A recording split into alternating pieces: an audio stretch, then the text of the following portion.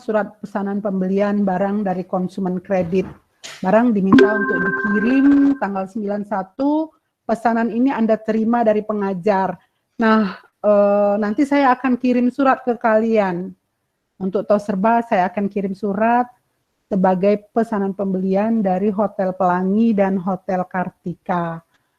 Kemudian menerima surat pesanan pembelian dari tos serba, barang dikirim tanggal 81. Nah, di agen tadi kan udah dibuat ya surat pesanannya, maka tanggal berikutnya itu suratnya sampai di agen. Nah, jadi baik itu di tos serba maupun di agen menerima surat masuk.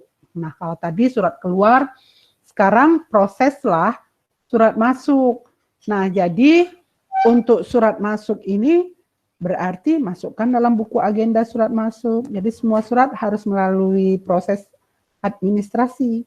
Masuk dulu ke dalam buku surat masuk, dari data, udah dicatat, kemudian serahkan ke manajer, ya kan, tanda tangani.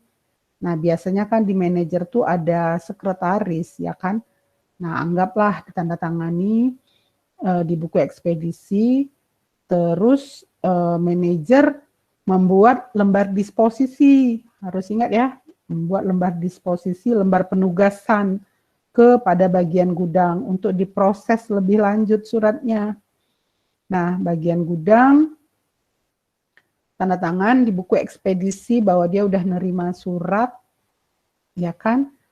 Terus suratnya diproses untuk mempersiapkan pengiriman barang. Nah, jangan lupa nanti setelah diproses suratnya dikembalikan ke bagian administrasi untuk diarsip.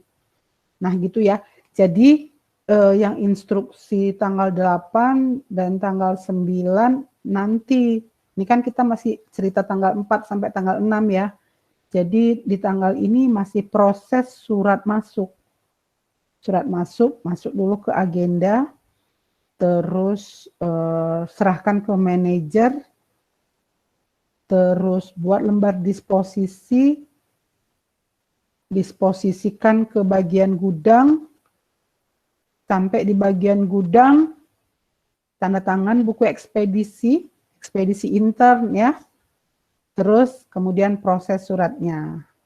Nanti kalau selesai, surat itu tadi dikasih lagi ke bagian administrasi ya.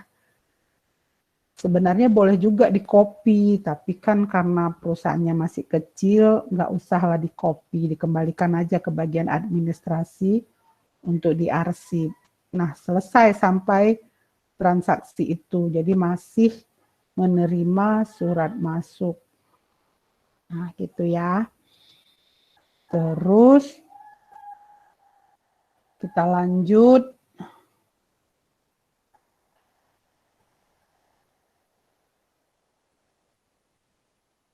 Nah, kemudian mengeluarkan uang dari kas kecil sejumlah 76.000 untuk keperluan pembelian bensin. Nah, ini untuk instruksi ini ambillah format kas kecil, isi, kemudian setelah diisi ditandatangani siapa yang memberi, siapa yang menerima, kemudian masukkan ke dalam buku kas kecil di kolom pengeluaran ya.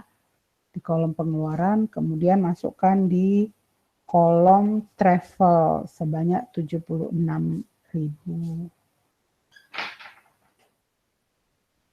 Nah, itu udah selesai sampai tanggal 6 ya.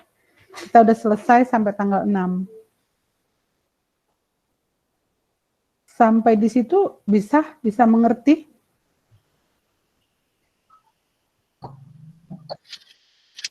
Ada yang mau ditanya? Saya, Bu. Iya. Yang di bukti kas kecil, Bu. Itu kan ada formulirnya. Aku masih rada bingung, Bu, kalau di daftar dibayarkan untuk, dibayarkan kepada. Nah, aku masih bingung, Bu, itu dibayarkan apa? Ya, misalkan kan pemegang kas kecil itu kan sekretaris, dalam hal ini pemegang kas kecil bagian administrasi kan. Terus waktu kita ngasih uang itu sama siapa kita kasih. Nah, itulah yang tanda tangani gitu. Ya, kita kan yang pemegang kas kecil, tapi yang nerima pembayaran itu siapa? Misalnya kalau travel, kalau supir yang nerima berarti supir yang tanda tangan. Mungkin helper, ya kita tanda tanganilah helpernya gitu. Artinya kita menyerahkan uang, bukti ya kan? Bukti bahwa kita udah menyerahkan uang dan dia nerima uang. Formulirnya kita gunakan formulir kas kecil itu, format kas kecil. Ya, jadi dibuat aja. Misalkan kan di dalam kantor itu ada beberapa orang ya kan, ada karyawan ya kan, ada karyawan kan, anggap aja dia yang terima, dia yang kita suruh gitu kan, jadi dia yang terima uangnya. Oke? Oke, Bu. Ada lagi? Oke, kalau tidak kita lanjut ke, berarti tanggal 6 selesai, kita lanjut ke tanggal berikutnya.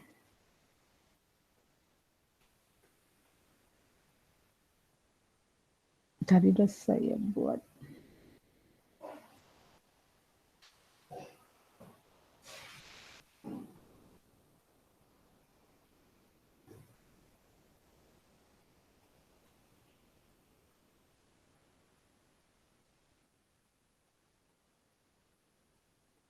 Ya.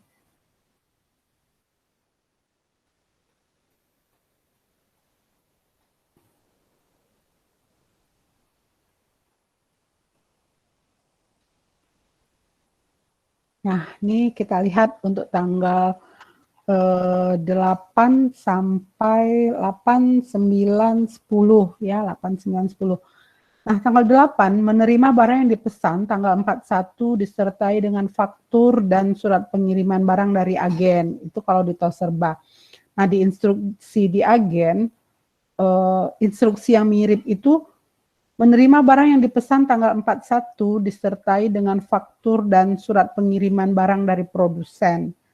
Nah, untuk instruksi ini masukkan dalam buku agenda. Jadi kan menerima barang ya kan. Menerima barang berarti ada surat yang diterima selain barang. Nah, selain barang ada surat pengiriman barang yang kalian terima. Gitu. Jadi masukkan dalam buku agenda surat masuk, sama seperti tadi.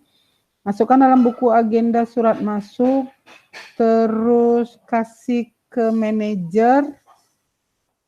Nah, terus manajer disposisikan ke bagian gudang. Terus isi buku ekspedisi, nanti bagian gudang menandatangani buku ekspedisi intern. Nah, kalau udah selesai suratnya diarsip. Nah, itu tugas bagian administrasi untuk tanggal instruksi itu. Terus kalau kita nerima barang, ya kan? Kalau kita nerima barang, terus kita belinya kemarin secara kredit, gitu ya, harus diingat. Kita belinya secara kredit. Maka untuk transaksi ini masukkan dalam buku besar pembantu hutang dagang atas nama masing-masing agen. Nah, gitu ya. Kalau agen berarti masukkan dalam buku besar pembantu hutang dagang atas nama-nama atas masing-masing produsen. Ya kan? Ini jadi agen, dan kalau di agen produsen.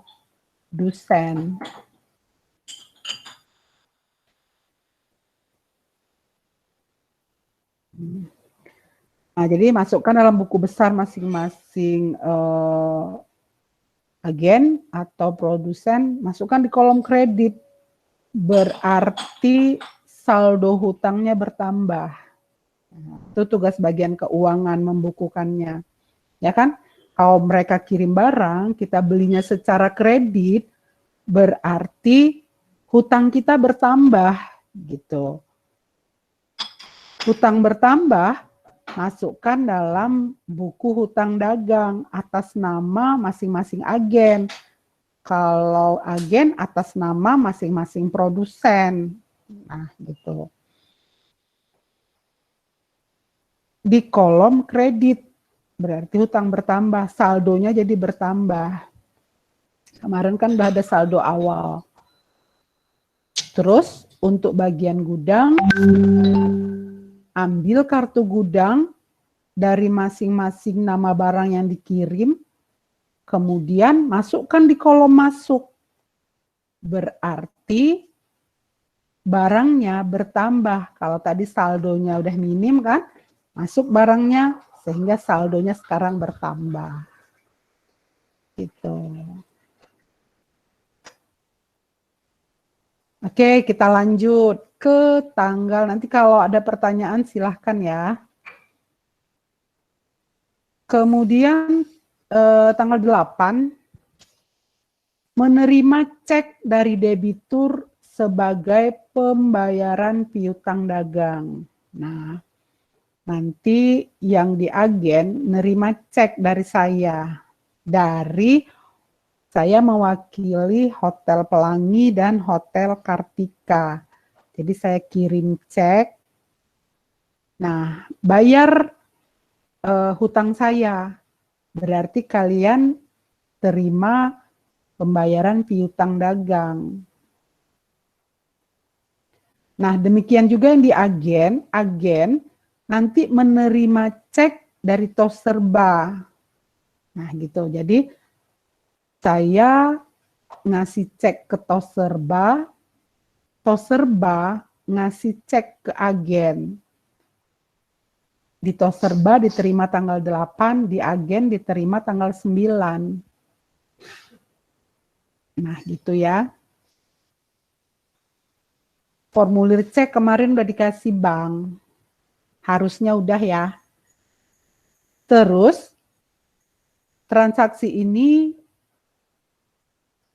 dimasukkan dalam buku jurnal penerimaan kas. Jadi ambil buku jurnal penerimaan kas. Jadi kalian menerima uang dalam bentuk cek.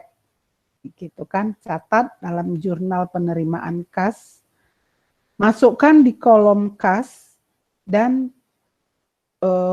kas bank. Gitu kan, di sebelah kanannya.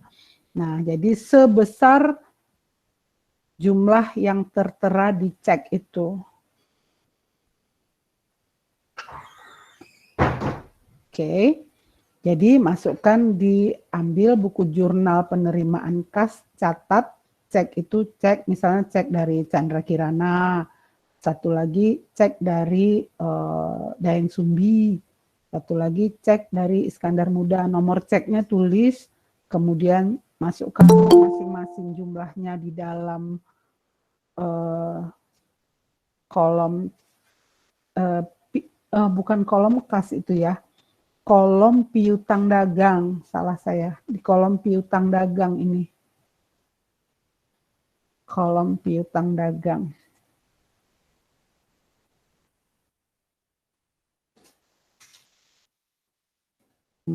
Kolom piutang dagang, terus masukkan lagi di kolom bank, kas bank. Nah, kemudian selain itu, karena ini berkaitan dengan berkurangnya piutang dagang, maka selain di buku jurnal penerimaan kas, transaksi ini juga masukkan di dalam buku pembantu piutang dagang masing-masing debitur. Nah, jadi kalau di tos serba berarti ambil buku piutang dagang Hotel Pelangi dan Hotel Kartika. Kalau di agen berarti ambil buku piutang dagang atas nama Tos Serba Mitra, Tos Serba Mahakam, Toserba Parahyangan, karena itu adalah konsumen kreditnya kan.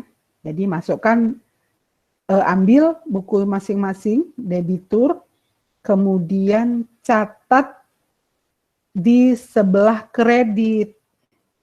Nah, catat di sebelah kredit. Nah, terus saldonya berkurang karena bayar hutang kan.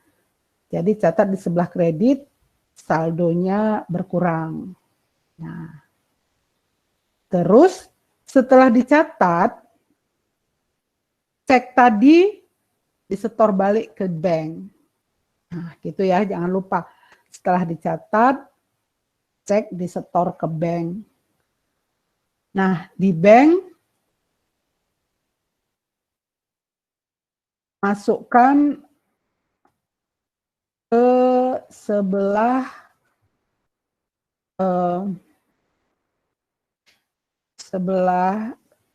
di bank masukkan ke sebelah debit. Kalau dia masukkan, bank masukkan di sebelah kredit. Kredit, Bu. Saldo bertambah, ya, saldo bertambah. Nah, ini untuk buku agen, ya kan? Sama lah ya, buku agen dan Toserba.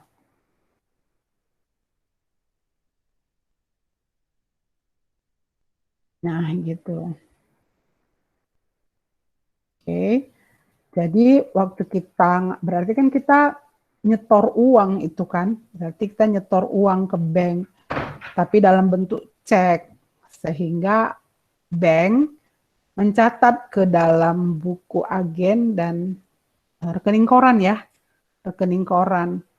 Dalam rekening koran agen dan Toserba di sebelah kredit. Nah, jadi kan sebelah kredit berarti saldonya bertambah gitu ya. Oke. Nah, kemudian tanggal 9 atau tanggal 10, tanggal 9 di Toserba, tanggal 10 di agen. Tanggal 9 memberikan cek kepada kreditur. Jadi Toserba bayar utang. Nah, kalau tadi menerima, sekarang bayar, ya kan? Kalau tadi menerima cek, sekarang mengeluarkan cek. Memberikan cek kepada kreditur untuk pembayaran hutang dagang. Jadi ambil ceknya, tulis sejumlah yang ada di buku instruksi ya, lihat. Nah, kalau di agen, biliat giro. Nah, kan sama ya, dia mengeluarkan uang dalam bentuk cek. Kalau di agen dia mengeluarkan uang tapi dalam bentuk biliat giro. Nah, tulis biliat gironya. Nah, kemudian setelah ditulis, kasihlah kepada agen, kirim ke agen ya, kirim ke agen. Nah, untuk agen, biliat gironya kirim ke saya aja. Nanti masukkan di WA kita ya. Nah, masukkan di WA kita, kirim ke saya biliat gironya. Gitu. Nah, sekarang setelah ditulis ceknya, dibukukan. Nah, ketika kita mengeluarkan cek atau mengeluarkan biliat giro, itu berarti sama kita mengeluarkan sejumlah uang.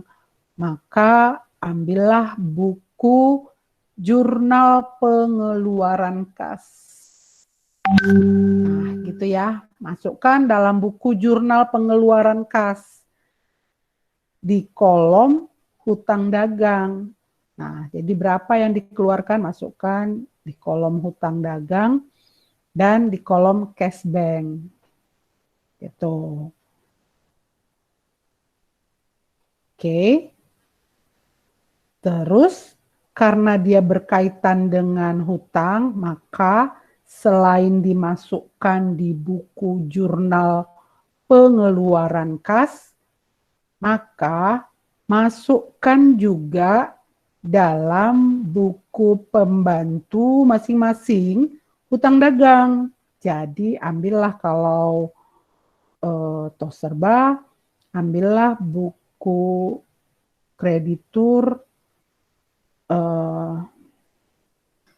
atas nama Chandra Kirana, Dayang Sumbi, Iskandar Muda. Kalau agen, ambillah buku produsennya. Nah, misalnya untuk Dayang Sumbi, produsennya kan CV Kapirarai dengan PT Baratayuda. Ambillah buku itu. Chandra Kirana, PT Kendedes, PT apa lagi? Saya lupa. Nah, itulah. Jadi ambil buku hutang dagangnya, masukkan di kolom debit, ya, masukkan di kolom debit, berarti saldo berkurang, gitu. Karena kan kita bayar hutang dagang, ya, jadi saldo berkurang. Nah, itu untuk tanggal 10 dengan transaksi membayar hutang dagang. Terus tanggal berikutnya, tanggal 9 di Toserba, tanggal 8 di agen, mengirim barang yang dipesan konsumen kredit. Nah, mengirim, sekarang kita mengirim barang yang dipesan konsumen kredit. Jadi kalau Toserba yang dipesan hotel, terus kalau yang di agen yang dipesan Toserba. Nah, itu kan yang terkait tanggal berapa tadi? Tanggal 4 kali ya. Nah, itu. Nah, tanggal 9 kalian harus ngirim barang.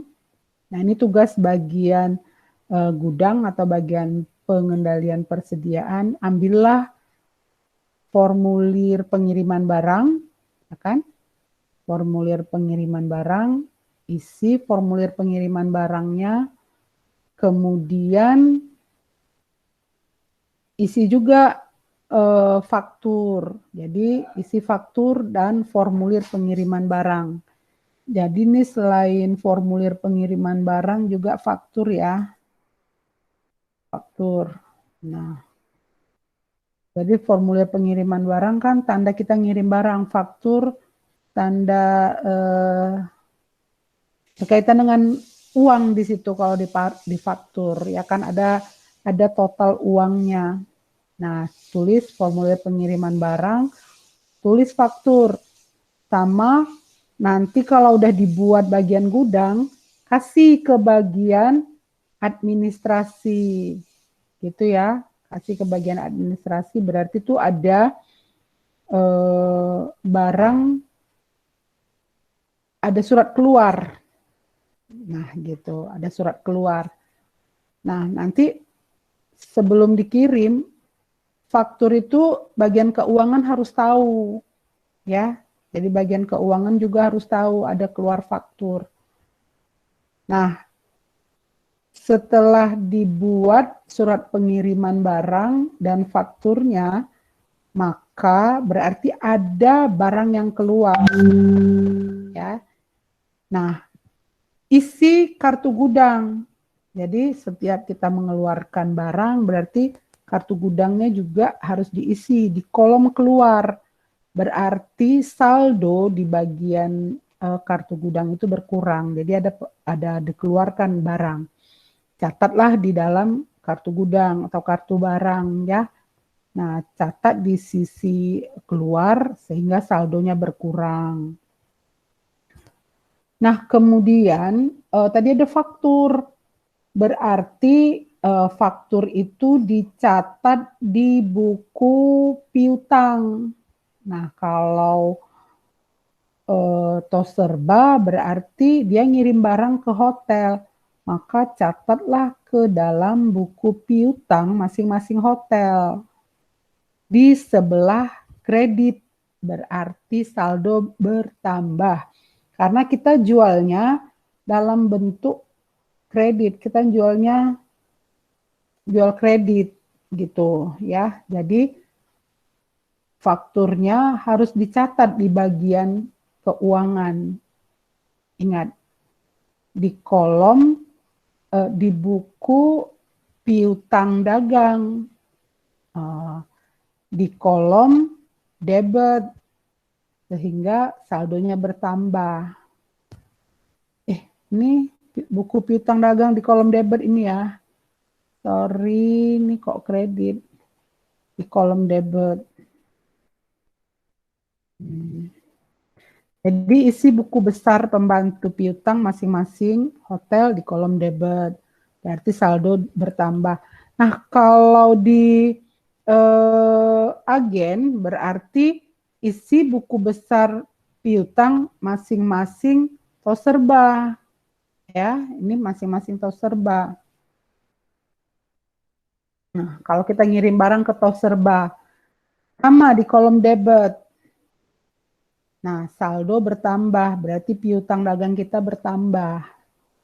Nah, jadi faktur kasih dulu, kasih tahu bagian keuangan supaya dia bisa membukukannya di buku piutang.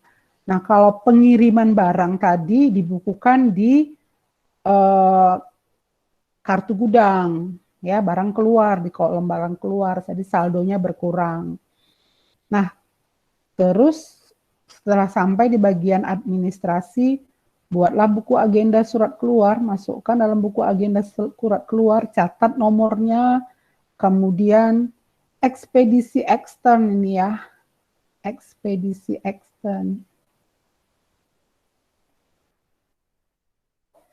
Kirim barangnya, terus arsipkan surat keluar di bagian administrasi. Nah, jangan lupa pertinggal untuk diarsip.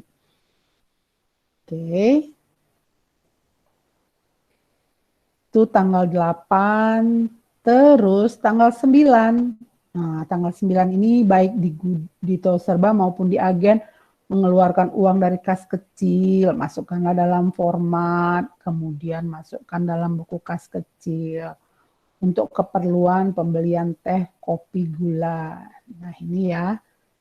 Terus menerima pesan telepon, masukkan dalam buku pesan. Buat, kalau belum ada, berarti harus dibuat. Terus membuat janji temu. Nah, kalau belum ada, buatlah formulir janji temu. Masukkan dalam buku janji temu. Nah, informasi ini masing-masing masukkan dalam buku kas kecil, masukkan dalam buku pesan, dan masukkan dalam buku janji.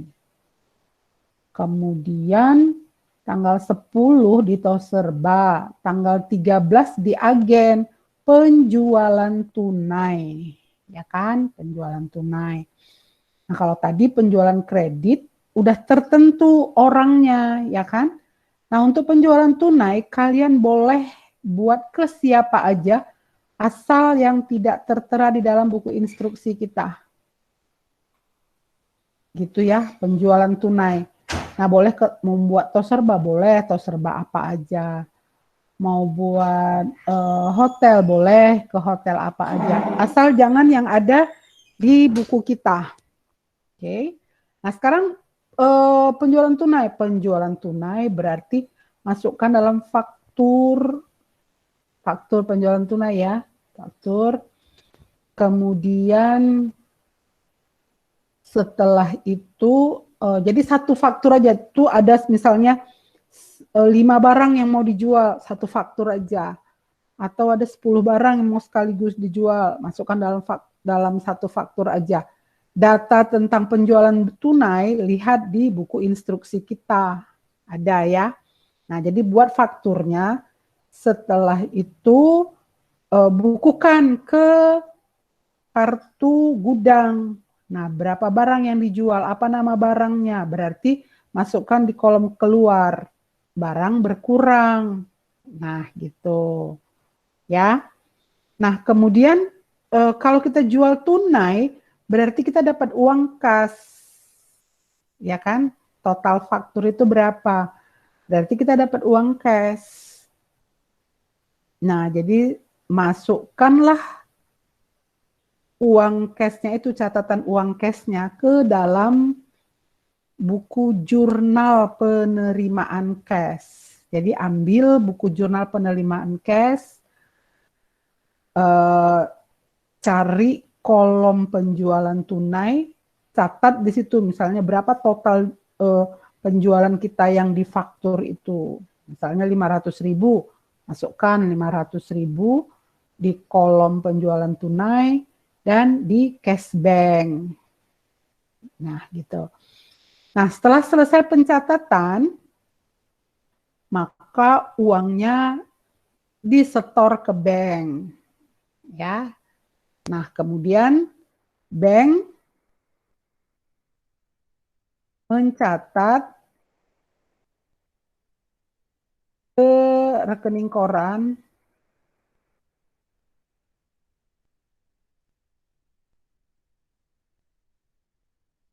di sebelah kredit lagi. Nah, itu ya. Jadi setelah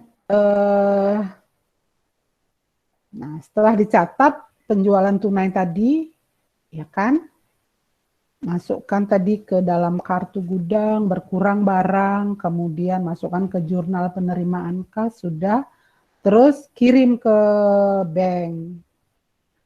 Di bank, penjualan tunai ini dicatatlah di dalam rekening koran di sebelah kredit. Nah, gitu ya. Oke, setoran tunai berarti. Kemudian tanggal 11 itu ada menyusun itinerary, silahkan dibaca instruksinya, buat itinerary-nya. Tanggal 12 mengeluarkan uang dari kas kecil lagi sebanyak 100.000 untuk keperluan pembelian alat-alat tulis. Silahkan masukkan di format kas kecil dulu, baru kemudian masukkan ke buku kas kecil, ya, stationery, gitu kan, stationery. Terus baru penjualan tunai. Nah, ini penjualan tunai ada lagi satu lagi di agen. Nah, untuk pencatatan transaksi penjualan tunai, idem, lihat langkah kerja di tanggal 10 bulan 1 yang tadi ada di atas sudah kita bicarakan. Nah, berarti kalau udah sampai di sini, ini target kita harus selesai sampai tanggal 13 gitu. Jadi di minggu ini, minggu kelima, kita harus sudah bisa menyelesaikan sampai dengan tanggal 13. Oke, nanti ini saya share ke kalian lagi. Oke, ada yang mau ditanya sampai di situ?